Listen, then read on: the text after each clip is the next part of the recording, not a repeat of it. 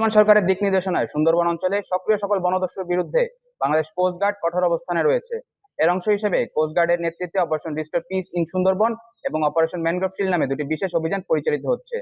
এই অভিযানের ধারাবাহিক সফলতা হিসেবে সপ্তমবারের মতো অপারেশন ম্যানগ্রোভ শিল্ডের আওতায় দুটি পৃথক অভিযান পরিচালনা করে অস্ত্র, গোলাবারুদ সহ দুর্ধর্ষ ডাকাত, দয়াল বাহিনী ও বড় জাহাঙ্গীর বাহিনীর কাছে জিম্মি থাকা মোট 21 জন জেলেকে উদ্ধার করা হয়। খুলনার কয়রা ও সাতক্ষীরা শ্যামনগর থানার জেলেরা মাছ ও কাঁকড়া ধরতে সুন্দরবনে গহীনে প্রবেশ করলে সুন্দরবনে দুর্ধর্ষ ডাকাত দয়াল বাহিনীর সদস্যরা ফিরিঙ্গি খাল ও কুঞ্চির খাল সংলগ্ন এলাকা থেকে তাদের জিম্মি করে মুক্তিপণ দাবি করে। গোপন তথ্যের ভিত্তিতে জানা যায়, জিম্মিকৃত জেলেদের নিয়ে দুর্ধর্ষ ডাকাত দয়াল বাহিনীর সদস্যরা কয়রা থানাধীন আন্দারমানিকের টোটা কেওড়াতলা খাল সংলগ্ন এলাকায় অবস্থান করছে। প্রাপ্ত তথ্যের ভিত্তিতে গত 21 মে 2026 বৃহস্পতিবার ভোর 4টায় কোস্টগার্ড স্টেশন কয়রা কর্তৃক উক্ত এলাকায় একটি বিশেষ অভিযান পরিচালনা করা হয়।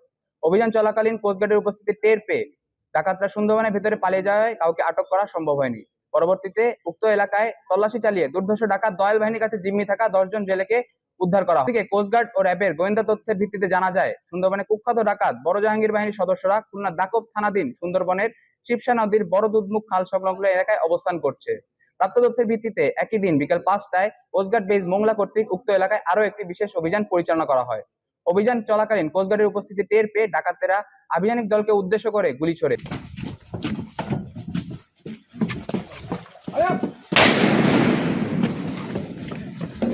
অতঃপর আভিযানিক দল আত্মরক্ষার নিমিত্তে পাল্টা গুলি চালালে ডাকাতেরা বনের গহীনে পালিয়ে যায়।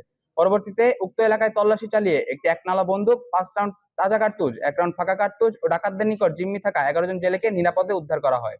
জব্দকৃত অস্ত্র ও গোলাবারুদের পরবর্তী আইনানুগ ব্যবস্থা গ্রহণ এবং সুন্দরবনকে সম্পূর্ণরূপে দোষমুক্ত রাখতে ডাকাত ও তাদের সহায়তাকারীদের বিরুদ্ধে কোস্টগার্ড ভবিষ্যতে এ ধরনের অভিযান অব্যাহত রাখবে।